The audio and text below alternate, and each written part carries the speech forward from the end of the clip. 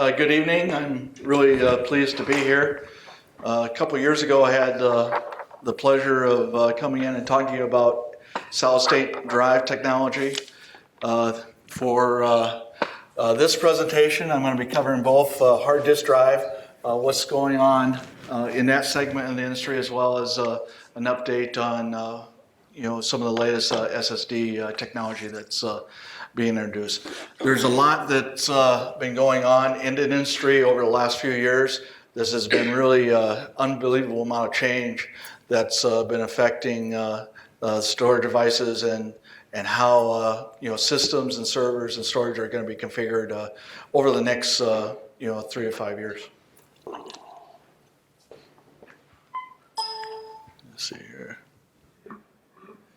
Just the agenda. I'll start off with just giving a brief overview of the types of enterprise storage devices, and then there'll be several slides on HDD perspectives, and then talk a little bit about NAND Flash, and then SAS and SATA SSDs, and then I will really end with the NVMe non-volatile memory PCIe SSD overview, just an update quickly on what's going on from an industry acquisition standpoint, and then closing.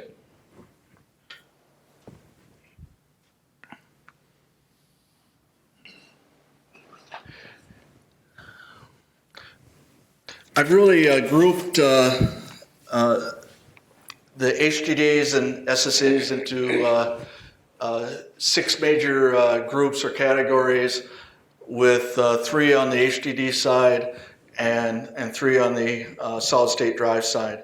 From an HDD standpoint, I think probably well known, probably with this group, that we've had for many years, and HDDs have now been around for over 50 years, and 10K RPM, 15K RPM have been around for a very long time.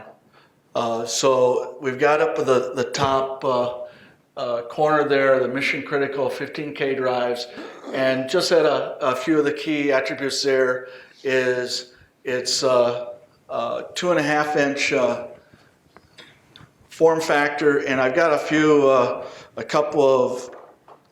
few things to kind of pass around to show that you can see, but this is a 2.5 inch form factor 10K or 15K drive.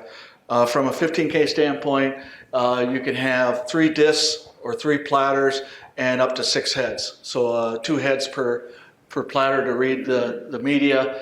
This is a 12 gigabit SAS interface, dual port, so you can have essentially 2 entries into the device. The capacity on the 15K is this year up to 900 gig. The lower capacity is 300. So you got 3, 6, and 9 gig.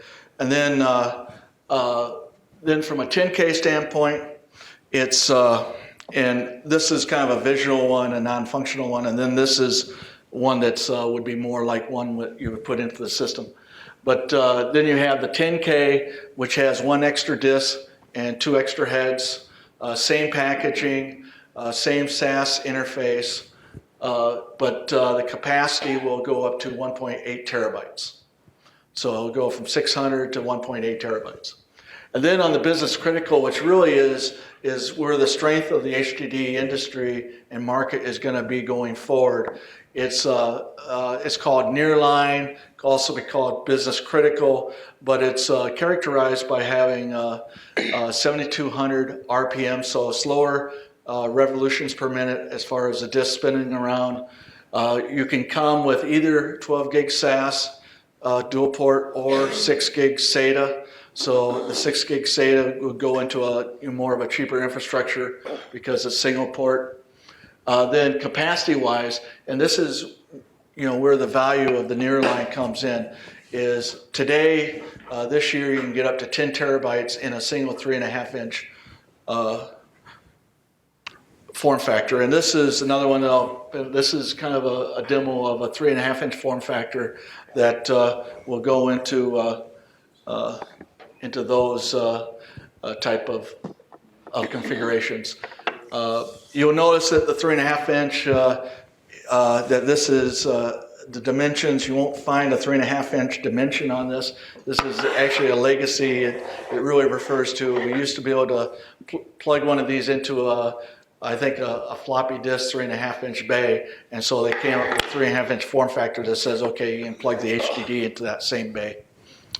The other thing that's I've got the next slide that we'll be talking about this, but one of the big changes and transitions from a capacity standpoint that has really allowed the nearline to continue to grow aggressively from a capacity is the introduction of helium sealed from an HDD standpoint. So these large capacity drives, the 8 terabyte and 10 terabyte, are going to be for the most part helium sealed, and the largest capacity point as these things continue to grow will be helium sealed within the industry. So those are the three major categories or swim lanes from an HDD standpoint. Then on the right hand side here, my right, is we have the solid state drives. Why is helium? What's that? Why is the helium? I'll talk about that on the next slide if you just hold that, because there's some basic physics that really drive that. We've got the enterprise SAS SSDs. These are the highest, high performance capacity. You can see here now the capacity on these have really gone up huge over the last few years. It wasn't a couple years ago that we were talking about 800 gigs, maybe 1.6 terabyte. Now we've got 15 terabyte SAS SSDs, and we'll talk a little bit more about this later and what's driving this later in the presentation. Same package, so same, and I've got a example. This one is actually, you can take apart, so be a little careful with this, but this is an example of a 2.5 inch SSD, and you can get 15 terabytes within this package this year. And that's driven by the type of NAND technology. And we'll talk a little bit why that's occurring. So there's different endurance tiers, and what I mean by endurance is how much you can write to the drive, how much data you can actually write to the drive over the course of its life cycle. And a lot of times that's you'll see something listed as drive writes per day. And so it'll say like a 10 drive write per day drive means that you can write 10 times the capacity of the drive every day for 5 years, which is quite large. And especially as you get these larger capacity drives, that means that the endurance level will go down because you don't need to write 15 terabytes every day. So we'll discuss that a little bit further. Enterprise SATA SSDs, this is really the lowest cost from an SSD standpoint. So if you don't get quite the performance, because the SATA interface being 6 gigabit per second caps the performance of the SSDs. But this is really there to drive lower costs for those low-end server applications or low-end storage applications where they want more performance, but they want it at a reasonable cost. And the emphasis here is on, rather than on a 10 drive write, is more on a 1 drive write or a sub 1. So they don't need quite the write capability. They're really going for lower costs, and that means typically lower endurance. And the capacity is not quite ramping up as much, just because of a performance limitations here of the interface.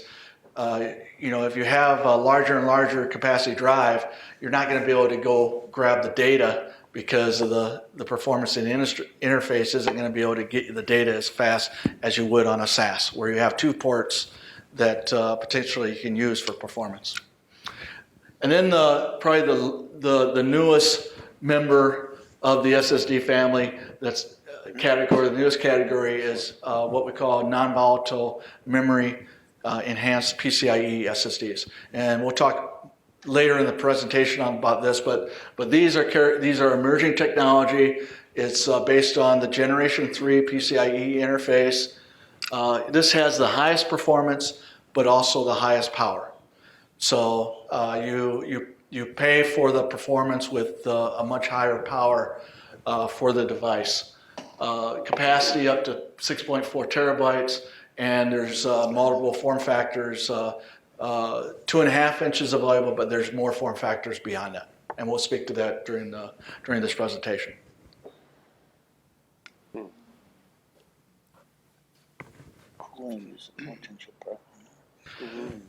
But let's really dig down a little bit deeper onto HDDs, and what is some of the differentiation between the different type of drives. So we have performance HDDs, which are the 10K and 15K, also mission critical. I'll use those terms interchangeably here. Then in the middle, we've got the SAS and SATA nearline drives. And then there's a third category here that is what I'm referring to as sub-nearline or SATA HDDs. Now, and each one of these has a place in storage and has a particular type of use case. But starting over on the left with the performance, these will have the fastest. It's got the fastest performance. It's got the highest RPMs, being 10K and 15K. The sustained data rate can be up to 270 megabytes per second for 15K, a little bit less for 10K. Then we talked about capacities, what those are in the packaging. From a workload rating standpoint, some of the suppliers are now starting to, before the 10K and 15K was essentially never derated from a workload. You could conceivably write as much data to and from the drive and really not worried about the impact on reliability. That never really was true, because the more that you write and read from the device, the more likely you're going to have a failure or a higher failure rate. But so then now they're thinking of putting a derating on. But from this chart standpoint, it's still refer to them as no limitations. Reliability, 2 million hours MTBF. The unrecoverable bit error rate is the best here of any of the HDDs. So it's 10x better than what the nearline would have. And this is important when you talk about RAID configurations and the ability to read a RAID array and rebuild data and be comfortable that you're not going to get an error in reading the data. Availability is 24/7, dual SAS ports for redundancy. Power here, these 2.5 inch are typically limited to 9 watts. That's been the standard power envelope for the last number of years.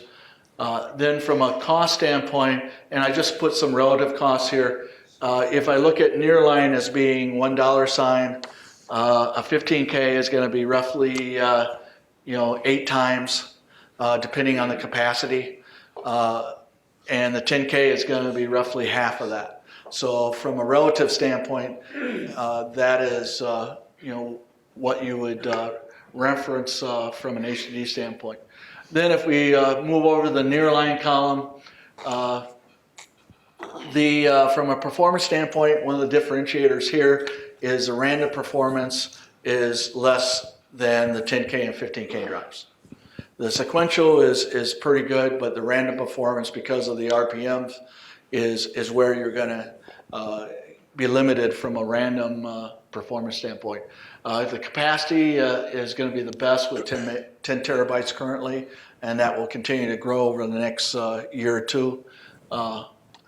And 3.5 inch form factor. From a workload standpoint, they typically spec these type of drives as 500 terabytes per year. So what this means is if you start using it greater than that, if you start transferring data at a higher rate than that on a per year basis, you can expect your reliability is going to be less.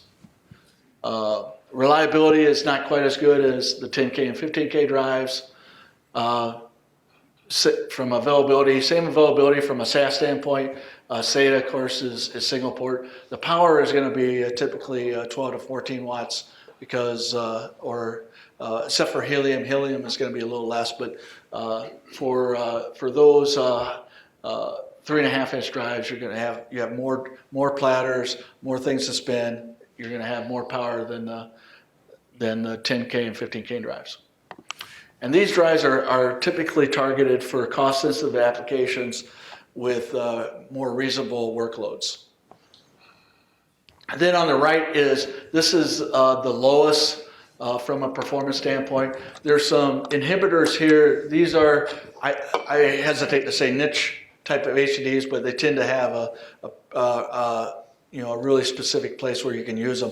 And the reason is from a performance standpoint, the sequential performance is fine, but because they use what we call shingle magnetic recording on how they write the data, random performance is very poor. So you cannot plug it into a typical server workload and expect that this thing is going to be acceptable from a customer standpoint. Capacity is going to be similar to the nearline, but a lot of times you may get to that capacity point a little earlier than what you would from a nearline. So it's a time to market that they can usually come out with one of these sub nearlines a little earlier and then come out with a regular nearline, a few months later or whatnot.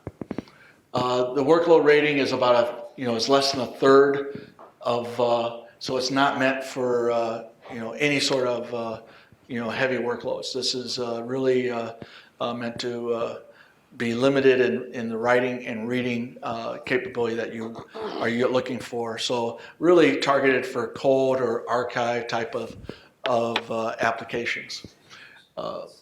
Lower reliability plus the bit error rate, the unrecoverable bit error rate is exponentially worse than the nearline drive. So you really don't want to plug this into a RAID configuration at all.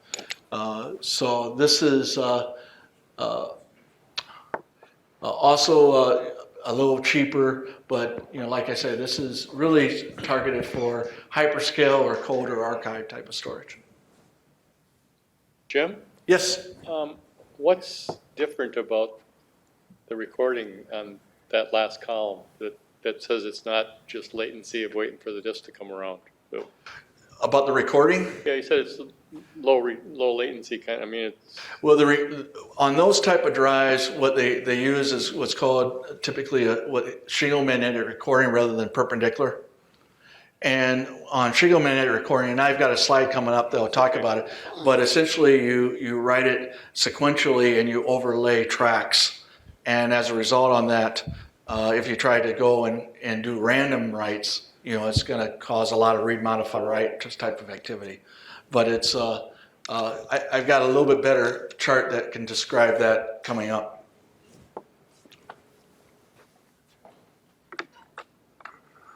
Okay, there is this question on helium and the shift to the helium sealed. The main reasons are first of all more capacity by reducing what essentially the disk flutter that's going on within the disk.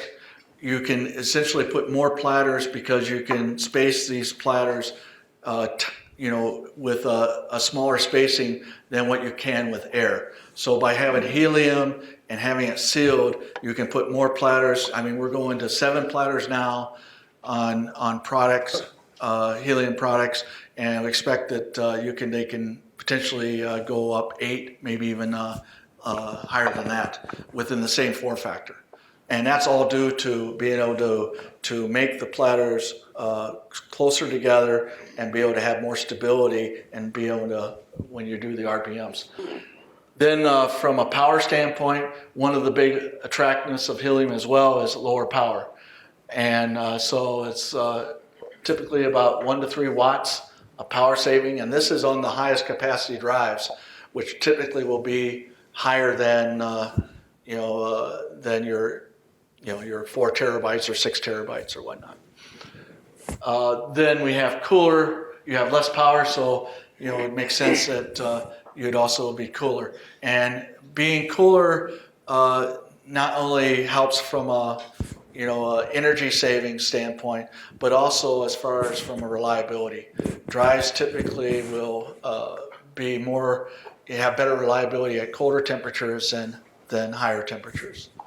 And then just because it's sealed, it's going to be cleaner across broader environments, so it's going to be more robust. So there's some, real significant benefits, but pretty much this was driven from a capacity standpoint, a way of driving higher capacity within the same form factor at a much more aggressive pace than what they could do without helium. Some of the drawbacks is from a manufacturing standpoint is it's going to be a little bit more expensive to manufacture because it's you have to do the well to seal the drive, as well as you don't have the opportunity to potentially rework drives that you would in a normal HDD manufacturing. One thing to mention here at the bottom is because of this little bit higher expense for the helium drives, there's some suppliers are offering both a helium for the higher capacities and a more traditional air for the lower capacities, like the 2, 4, and 6 terabyte drives. So they can lower the cost on a per unit basis for those drives, but still drive the capacity and the time to market on the higher. And we're seeing that, and that's going to be something that will continue over time.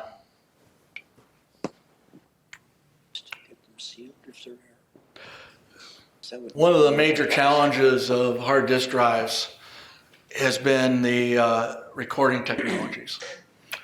We've been using perpendicular magnetic recording now for a number of years, but it's starting to slow down.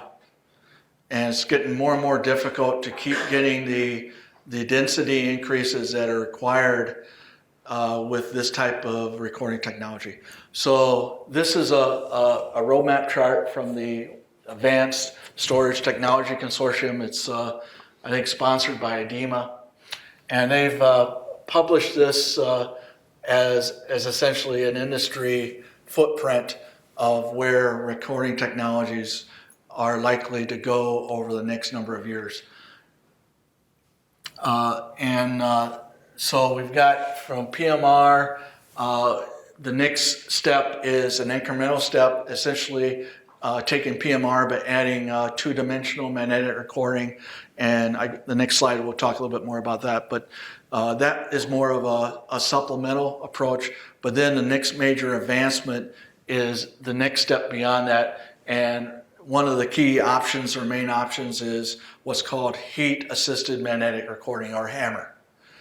And this is really the major step. One of the these things we haven't, like I said, we've been on PMR for many years, and to go to PMR was a major industry development and design effort to do that. HAMR is going to be the same way. It's going to be very challenging, very difficult to make that step.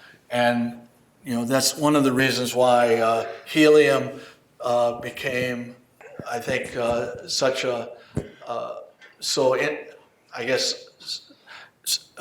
so much of a factor here right now, is because that enabled them to get the capacity and get the growth without going to a new recording technology to drive the areal density. But once they go to HAMR, then there's, I think, a lot of headroom to continue to grow HDDs for a significant number of generations beyond that.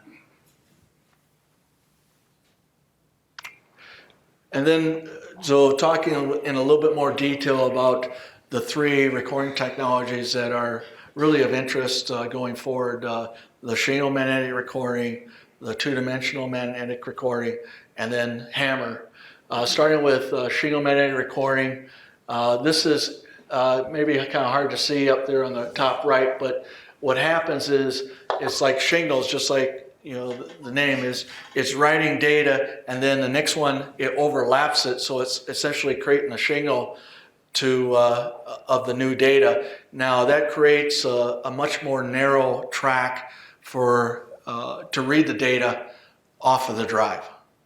And but from a write standpoint, it allows a lot more capability as far as being able to write a wider track and put that data on the drive.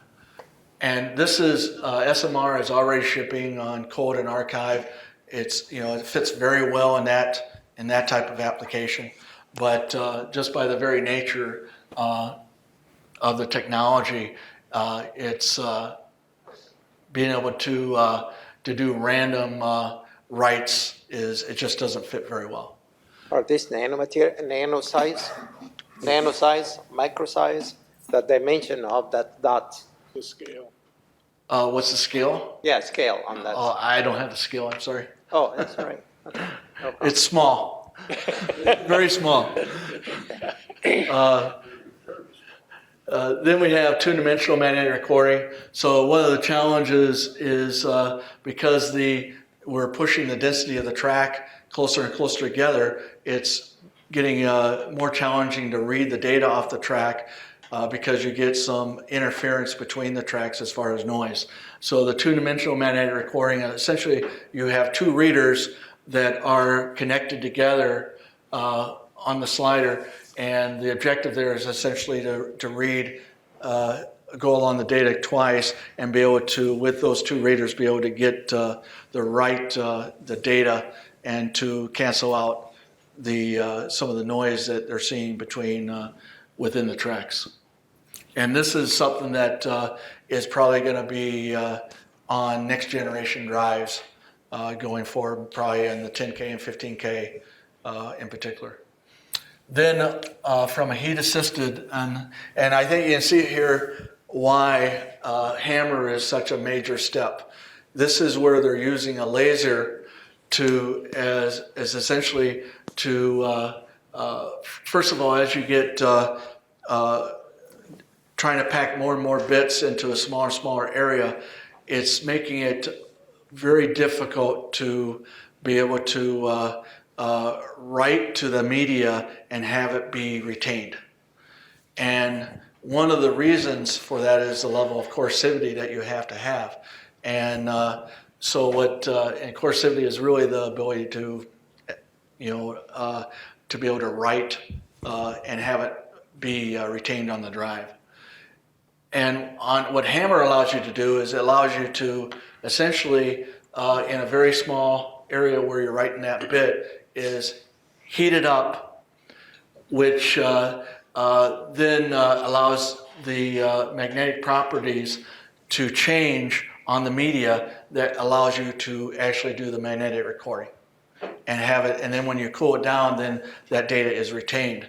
So you've got a laser that's built in. Just think of this, you're spinning 7,200 RPMs and you've got this laser trying to write at a specific spot. I just thinking about it just blows my mind that we'll ever get it to happen. But they've been working on it for a number of years, and this is they're also looking at other things like microwave assisted recording, but this seems to be the favorite as far as the next type of recording technology. It's still a few years away. You're not going to see HAMR drives come out in the industry within the next year or so, but it's getting very close. Yes. So what kind of lasers are they using then? What bandwidth? I tell you, I couldn't tell you right now. Okay. What the specific? What was that? Infrared, Oh. IR. Yeah, it's been a while since I've looked at HAMR in detail. Okay. So I really don't have an answer for that. But the reliability, the head reliability, including the laser piece of it, is really the biggest challenge of getting this technology to work. But this is really the the next major step for HDDs. And whether this happens on 10K or 15K, I think is a, a big question. But and we'll talk a little bit more about that in a few slides.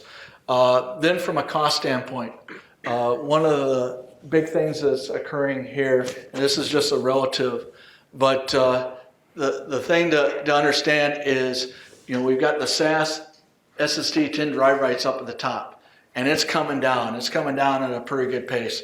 But then when you start introducing then the dotted line there, which is a read-intensive 3.84 terabyte drive, you can see that curve is getting very, very close to 15K drives.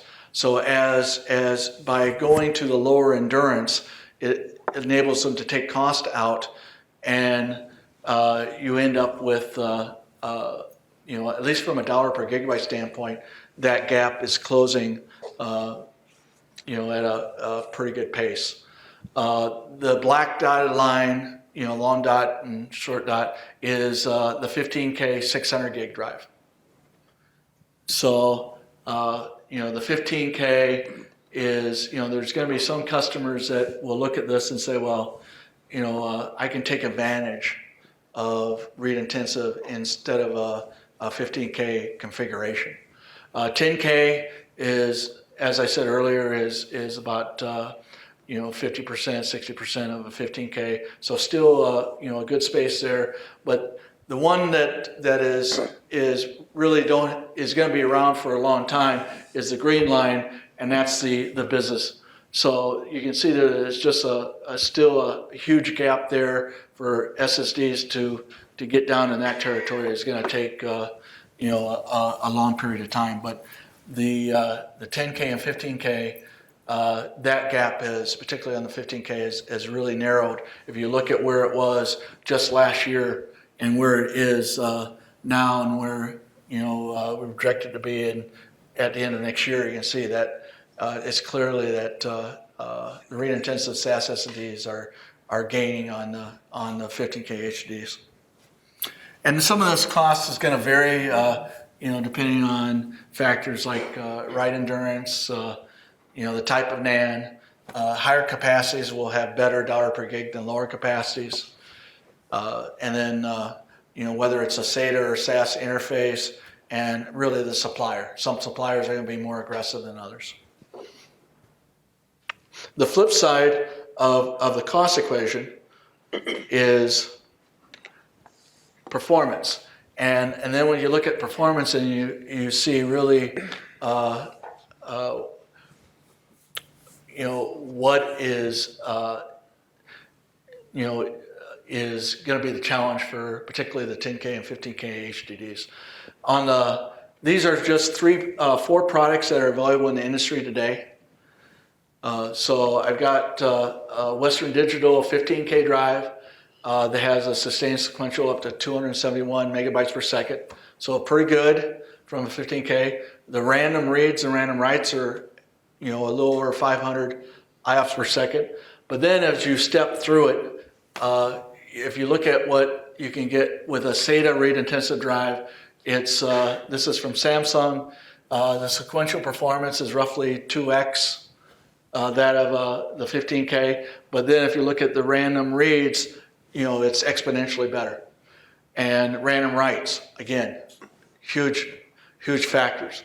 Then if you look at the SAS read-intensive drive, it goes even a step further, because you have SAS, you have 2 ports, you can get performance out of. First of all, you got 2x the performance from SAS to SATA, and then you got 2 ports, so you can get additional performance out of having 2 ports rather than 1 port to the drive. And you can see here, at least from a device capability standpoint, the spec numbers are quite high. Now, whether you can realize this in your environment is going to depend on a number of things: your OS, your storage adapter, what sort of queuing you're driving. So this is showing the storage devices probably in the best case possible. You're not going to realize this performance probably in your configuration, but it's not going to be 10x worse. It's going to be, maybe you only get 80% of this or whatnot. But even that is just, and then on the 10 drive write or the mainstream endurance, you see that then the random write performance is that's much better. So just at the top there, I just said roughly greater than 400. If you compare the 10 drive write SAS drives from a performance standpoint, you can get about 450x the random reads, 150x the random writes, and even on sequential, you're seeing a huge benefit as well. So this is that, and the cost coming down is creating a situation here that is going to make it very interesting for customers in the next, over the next 2 or 3 years, as far as how they want to configure their systems and storage. We didn't compare reliability here. Is that some? Reliability is on the 15K is 2 million. The SAS drives are going to be 2 million as well, so they're going to be comparable from a spec standpoint. You could argue that SSDs probably are going to perform, probably going to be a little bit more reliable, particularly at higher temperatures than HDDs. The SATA drives are going to be lower reliability.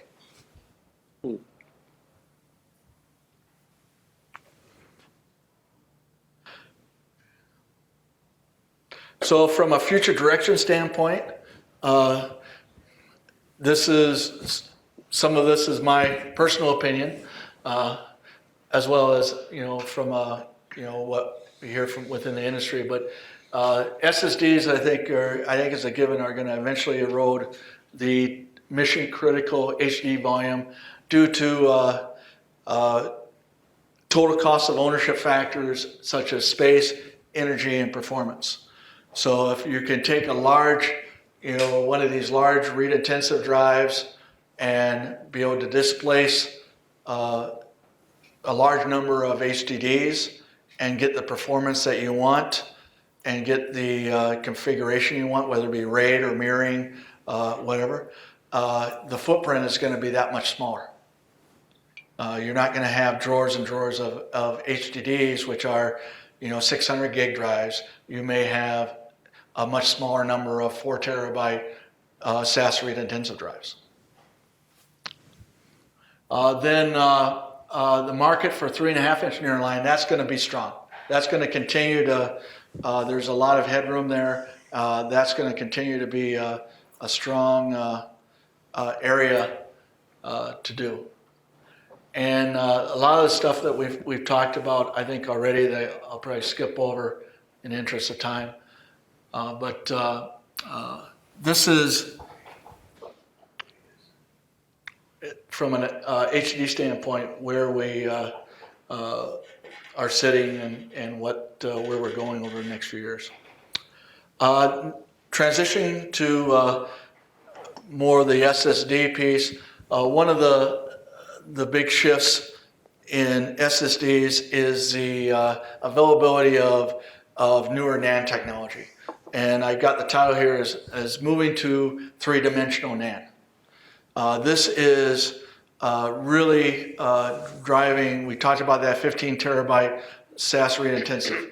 That is from Samsung, who's a leader in 3D NAND, and that 3D NAND enabled that capacity growth in order to achieve that in that type of form factor. But you can see here is at the bottom here is just an example of what before 3D we have 2D, and still a number of suppliers are in 2-dimensional, and that's where the single layer there with the title planar. But then 3D vertical NAND, you start stacking it, and then on the right is just a picture of a cell, a 3D NAND cell, as far as with X number of layers of growing it vertically. Yes? Can you explain that diagram on the left? Yes. There's different storage techniques with the different NAND. You have single level cell, which has 2 states.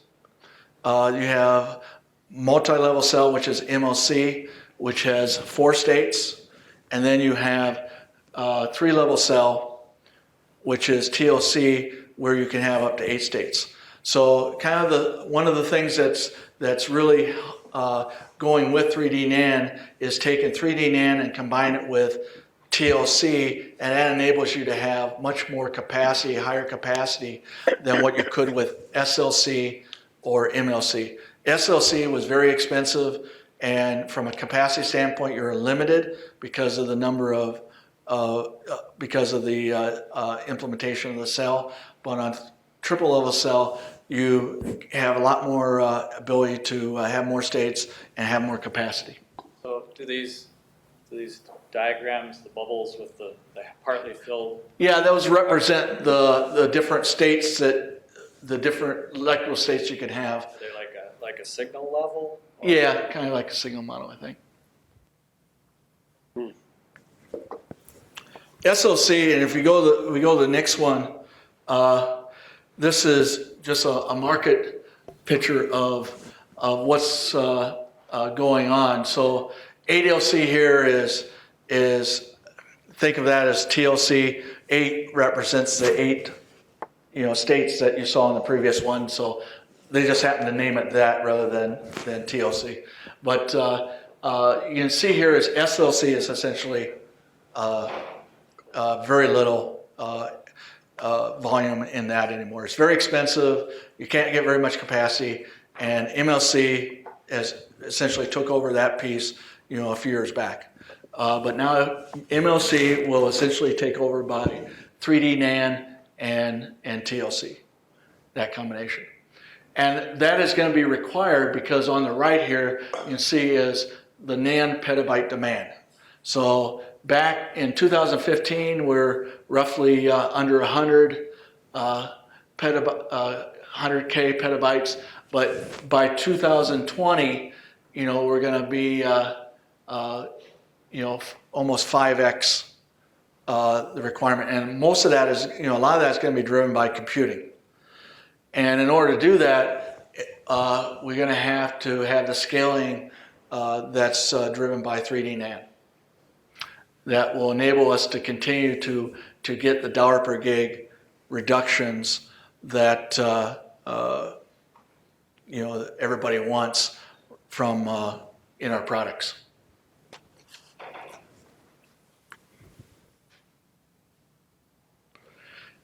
So that's kind of underpinning then what's going on with SAS SSDs and SATA SSDs. And this is a comparable chart to what we saw on what I showed on HDDs. Where we have the SAS mainstream 10 drive write HDDs, the read intensive SSDs, and then the SATA. And performance here is because of the higher endurance, they have essentially higher write capability, and also they've got the dual path performance. So that is where you have the highest performance. The read intensive will be typically less from a write standpoint, and then SATA is going to be constrained by the interface. Capacity-wise, we've got up to 3.2 terabytes for the 10 drive write.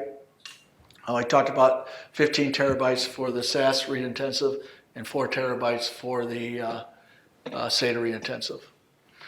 There's different endurance levels. 10 drive writes is typical, but there's also some suppliers that will even offer more for those really, really heavy write intensive applications. But for the most part, we're going away from the higher endurance and moving more toward the lower endurance, the 3, 1, and the sub 1. Just from customers are finding that they necessarily are not consuming the endurance that they thought they would, and so they're much more willing to accept a lower endurance drive than what they were maybe 3 years ago. There's been a different mindset there now that they've got accustomed to solid state drives, that they're willing to move to the next step. Reliability, you can see that there, 2 million hours MTBF. Power modes here. The On both the SAS, you can have 9 watts, you can have some will offer 11. It's pretty customized as far as how much power that you want to allow the SSD to consume. Most of them today are probably 12 watts or lower, than the 9 to 12 watts. But there's a few there that are in the SAS that you can go up to 14 watts to get a little bit more write performance, particularly for the higher capacity drives. But typically, a lot of the drives are going to be in that 9 to 12 watt range. And the cost, as you saw there, on the previous chart, the SAS mainstream endurance is going to be of the three is going to be the one with the highest cost. The SATA is going to be the lowest, just because typically those are lower endurance drives, and they are probably going to have lower grade NAND, lower reliability, and so they're going after that really cost sensitive entry level segment.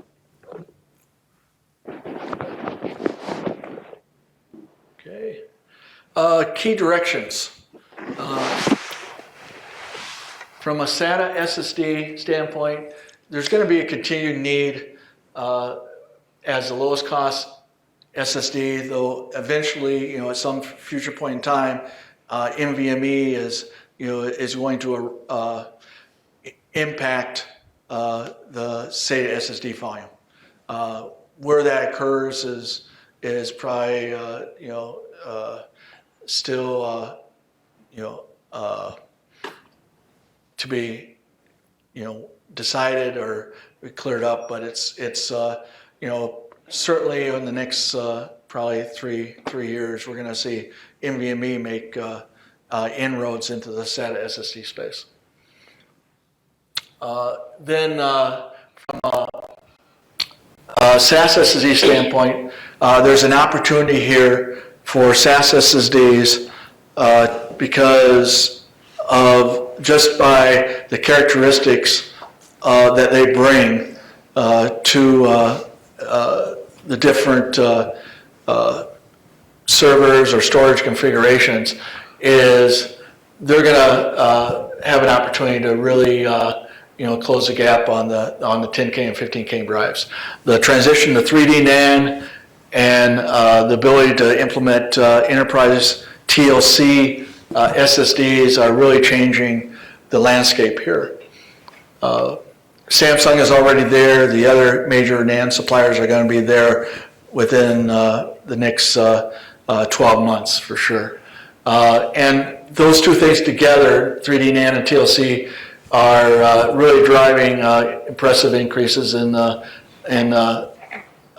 SAS read-intensive capacities. And as you grow, one of the things on the endurance, as you grow these larger and larger capacity drives, one of the things, there's two ways of getting endurance.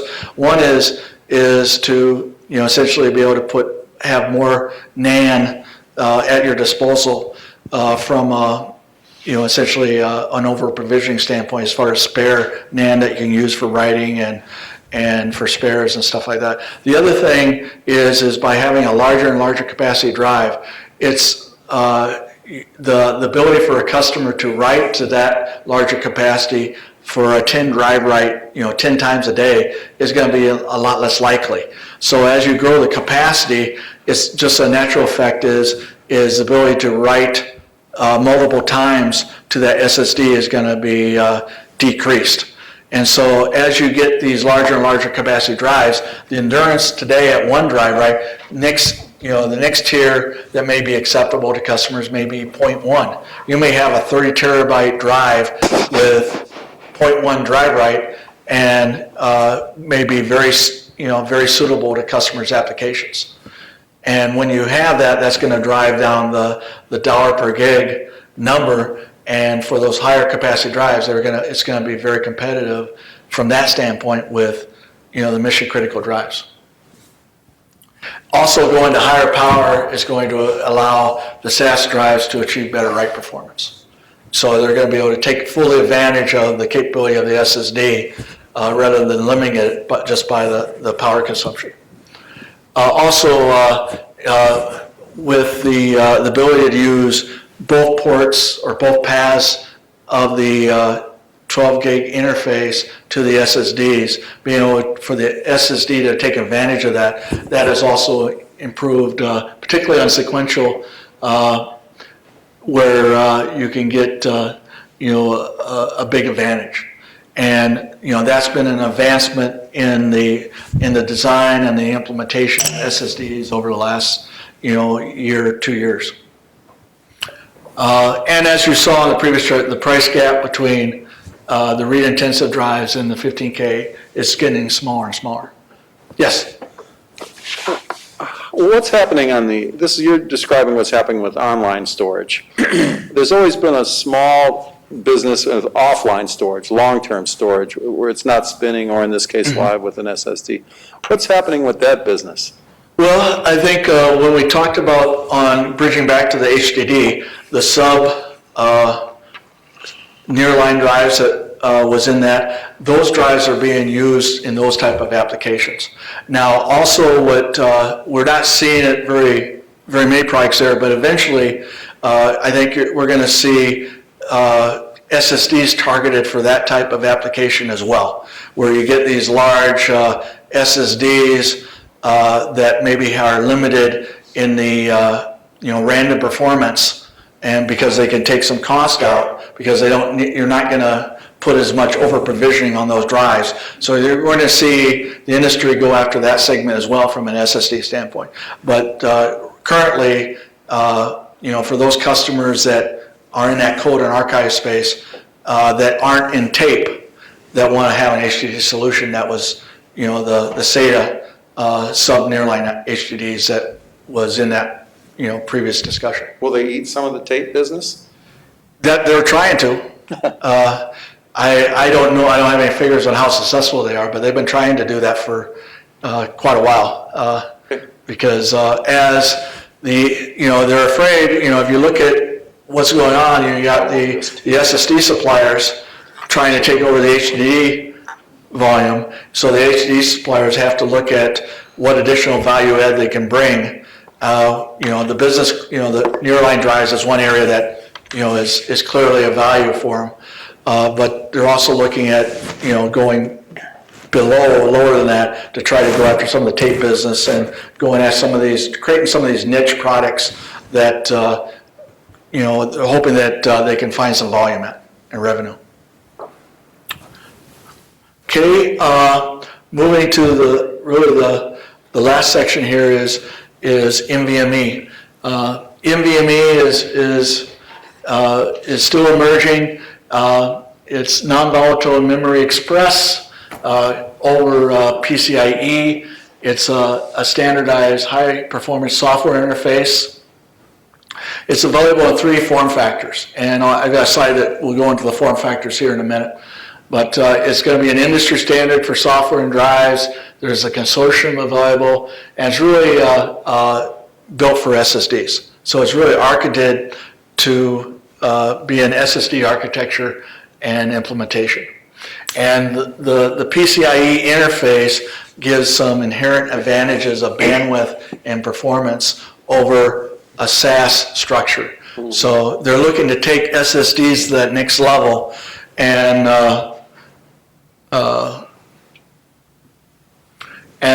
they've established 3 different types of form factors. The top is add-in cards. They've been around for a while, but they're what we call by 4 or by 8. That's the number of lanes of PCIe Gen 3. The per hour is pretty high, 24 to 50 watts. So these go into a PCIe I/O slot rather than into a drive bay.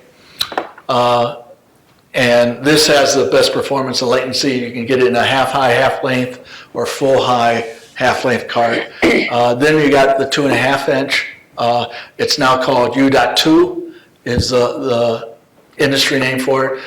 You can do by 2 or by 4 Gen 3. There's 2 different power offerings. You got the 15 to 25 watts, which is going to have higher power. Also, they've got 9 to 12 watts that they're that's coming out. Pretty limited products right now, but the difference is the 9 to 12 watts is typically has a 7 millimeter height, Z height, while the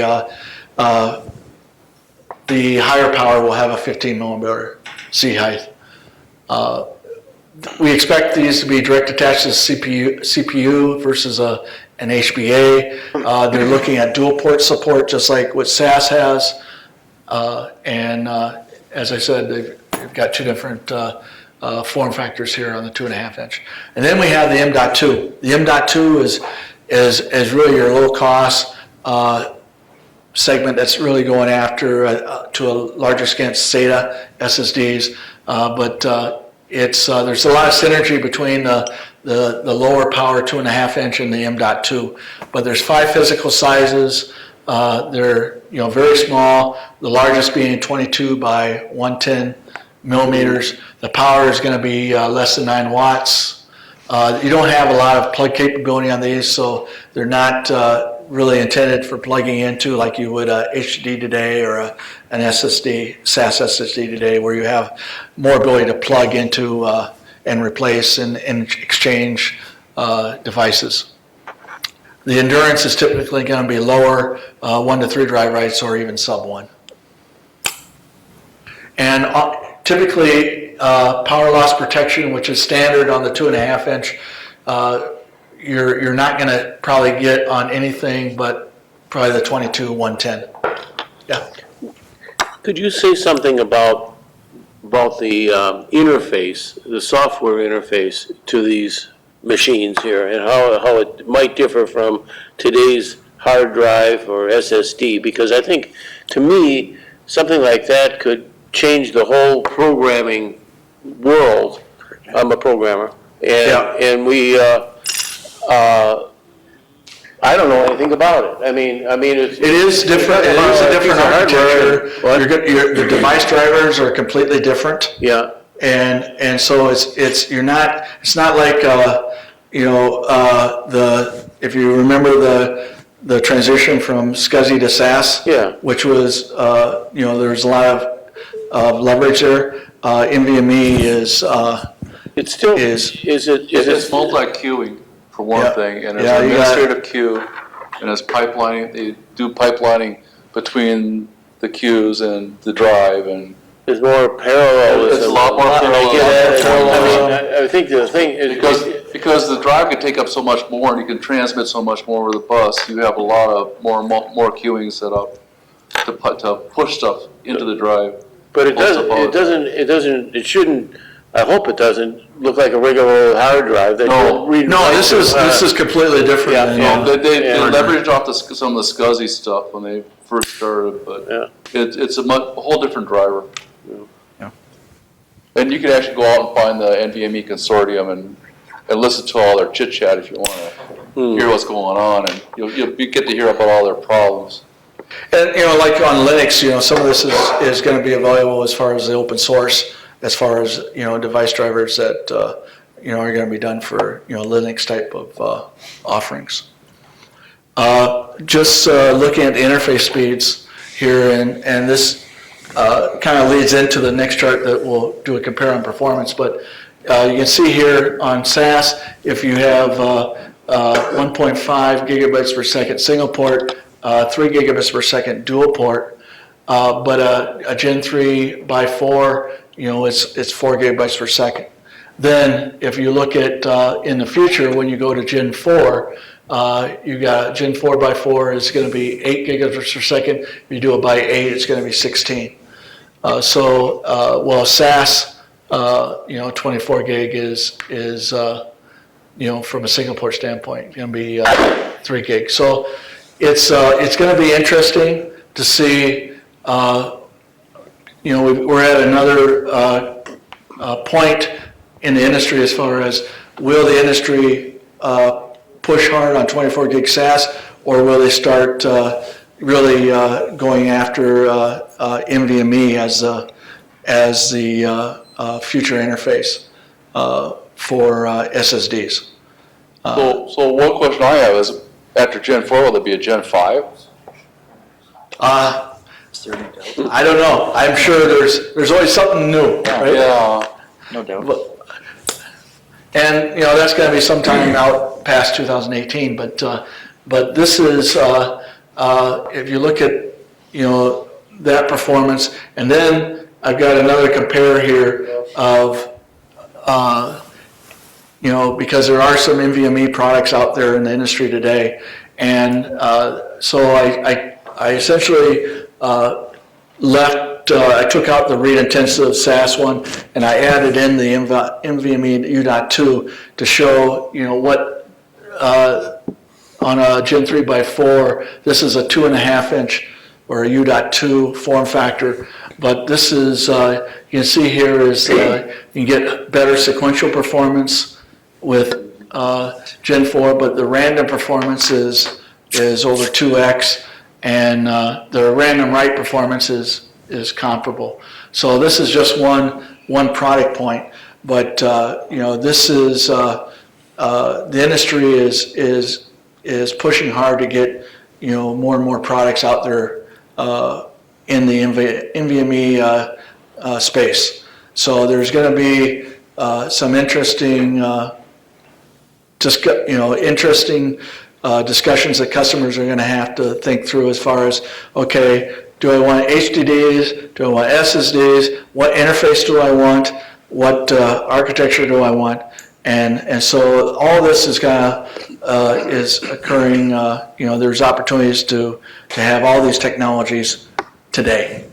You know, and Is the guts inside the NVMe still a 3D NAND? yeah, it'll be similar. The NAND will be leveraged, so you know, whatever, you know, I would expect similar sort of NAND between SAS and an NVMe. If they try to go after the lower costs, then it'd be more in line with SATA, you know, grade. So it depends on the type of SSD. But the NAND technology is probably going to be pretty comparable. And is the reliability such that you don't have to RAID the SSD stuff? Sure you do. Sure you do. Well, do you in the PCIe kind? Yes, you still have to. You still want protection. Now, one of the challenges of NVMe is because you want to get the performance, you want to potentially direct attach it to the CPU and not have a host bus adapter there to kind of slow things down. So that's one of the challenges of NVMe is how to get the same level of protection that you have in a SAS. And it's not, you know, they're not there yet. There's things that are going on as far as they got NVMe over Fabric where they're trying to build that infrastructure and that capability. Also, you know, you're probably going to have some sort of software RAID capability in order to, you know, to do protection, and that can be slower than, you know, on hardware base. So there's some things that have to be worked through and done, I think, before NVMe is ready for the, I would say, the high availability offerings that you would have with SAS today. But, you know, that's where, you know, they're, you know, certainly would like to get. You know, whether that's going to be 2 years, 5 years from now, you know, I don't know. But this is actually NVMe. If you looked at, you know, what suppliers said a couple of years ago, they were expecting a lot faster ramp up than what's really occurring. So all this stuff always goes slower than what you think, and this would be a very, you know, another significant transition. And we'll have to see what, you know, where it happens. But right now, you know, there's SAS is expected to continue to grow, SAS SSDs as well as NVMe. So kind of coexist in parallel for some period of time, and then we'll see what happens. Okay. Just to wrap up the NVMe, just a couple of points here. The 15 millimeter SSDs up to 25 watts are available today from some suppliers. Encryption, if you're interested in encryption, this is a little different than what SAS. SAS is what they call Trusted Computer Group Enterprise Specification, NVMe has opted more for Opal, which has been more of a PC-based specification in the past. M.2 currently positioned as data center SSDs. We talked about the NAND technology paralleling SAS SSDs. And then just at the bottom, just to reiterate, the dual path capability is starting to become standard on future products, but software RAID is used for protection right now, which has its limitations as far as performance and capability.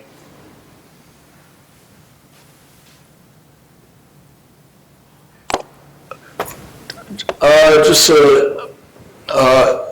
from an industry acquisition standpoint, on the left has been all the major acquisitions since 2013.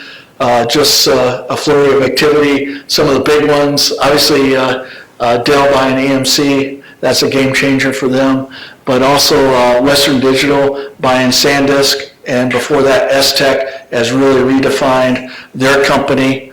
They've been very active in acquiring flash-related companies. Toshiba has been involved from buying up OCZ when that went bankrupt. Before Western Digital bought SanDisk or acquired SanDisk, SanDisk acquired Smart Storage as well as Fusion. So there's been some cannibalization here going on. IBM has actually also been involved. We've purchased Texas Memory Systems, which is a flash array company. So and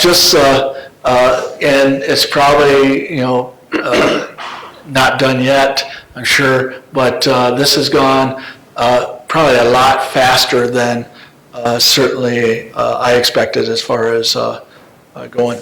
So we've been talking about PCIe attached NVMe drives and so on, but you're talking about CPU bus attached NAND. Is that kind of the direction it's going? Is that going to be a big game changer? No, NVMe attaching to the NVMe SSD attaching to a CPU. Yeah, CPU bus. By a PCIe bus. By PCIe bus, okay. Yeah.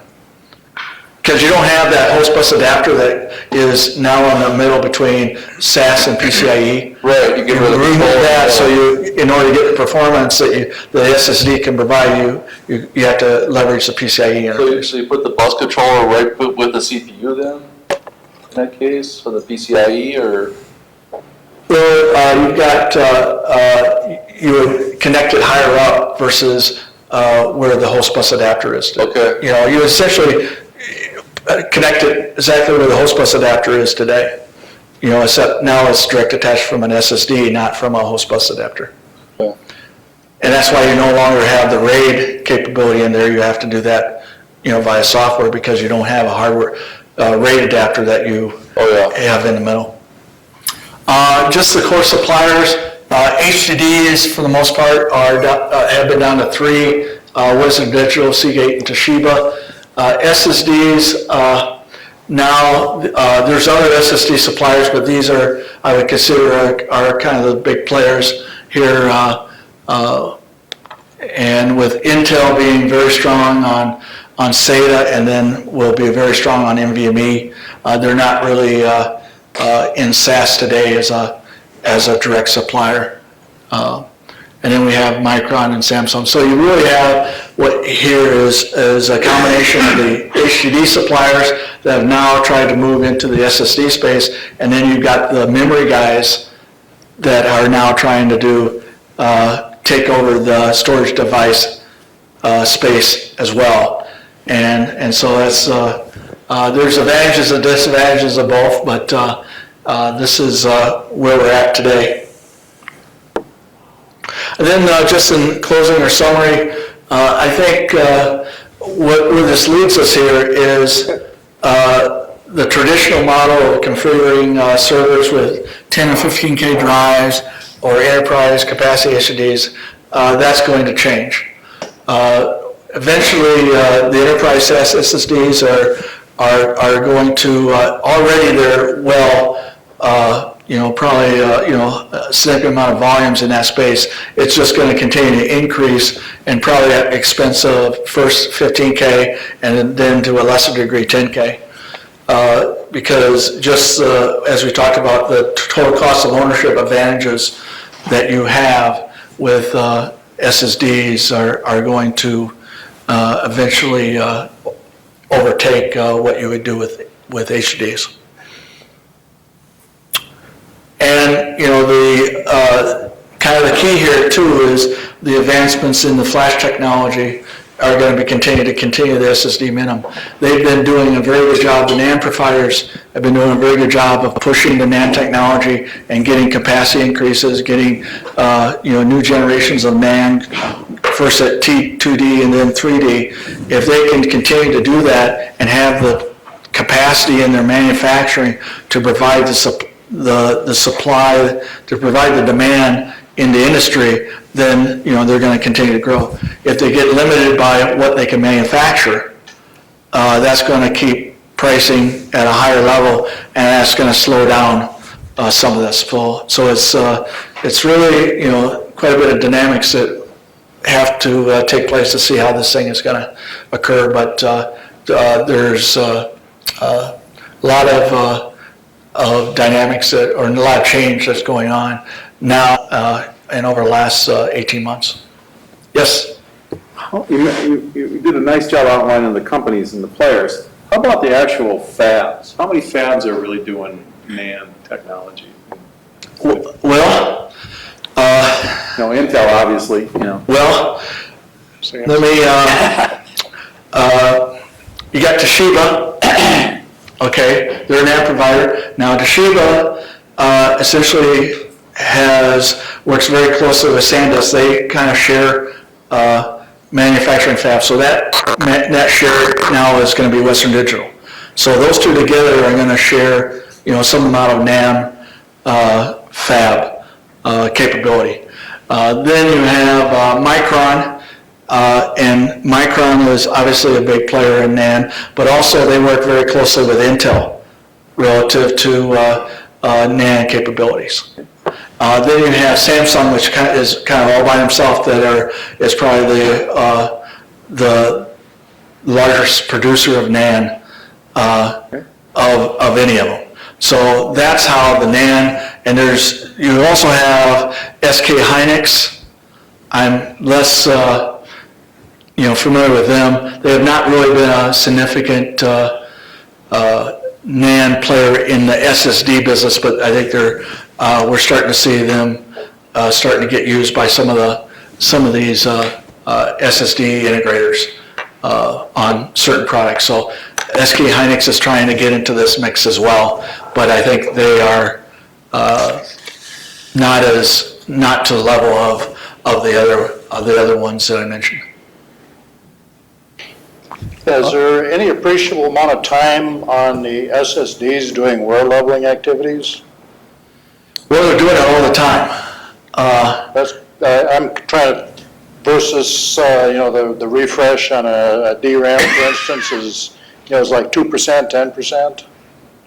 2%, 10%, can you? Of the activity, of the time. Of the time that it's doing. I don't have a percentage, Bob, that I can quote you. I know that they've got regular background activities where they're moving, they're looking at the usage of a particular cell or part of memory, and they've got certain criteria that says, okay, if this hasn't been read for quite a while, we're going to have to move it somewhere else in order to refresh the data, as well as to kind of balance the cells across. So I can't tell you whether it's 2% or my guess is probably less than that, but that's all kind of done in the background, and it's done in a way that it doesn't interrupt response time or impact the performance of the drive.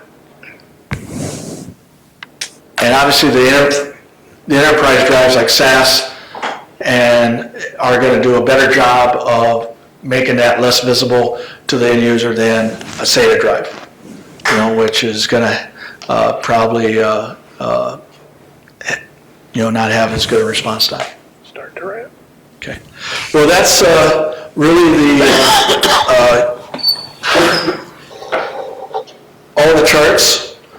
So I guess I'll just open up for any other questions, or if not, we can wrap it up. How about the optical instead of magnetic storage? Is that coming somewhere, sometime down the road, using the optical technique instead of magnetic? I can't really speak to that. I haven't been involved in that technology. That's optical library. Are you talking kind of like optical libraries? Optical recording and read and write. That's very easy. It's an optic than magnetic. I can't really speak to it. Maybe somebody else has. It's just very slow. It's very slow. It's meant for high retention. Like for solder away for years and years and years. Yeah. But I really couldn't tell you what's going on in that technology right now. Okay, thank you. You had IBM on that last chart.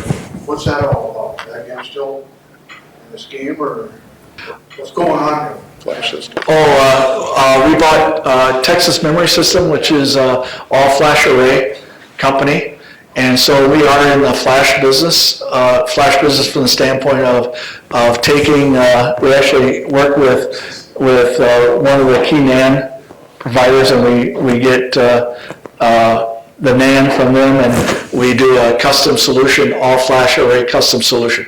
So we're not doing SSDs, but we're doing like flash arrays that would connect like a SAN to servers, multiple servers or individual servers. So it's the level above individual SSDs. When WD acquired HGST, HGST had its own brand for a while. Did that go away completely? Does that not exist anymore? Is it all blended into WD now? It's all blended in. I think there's still, I lose track of it.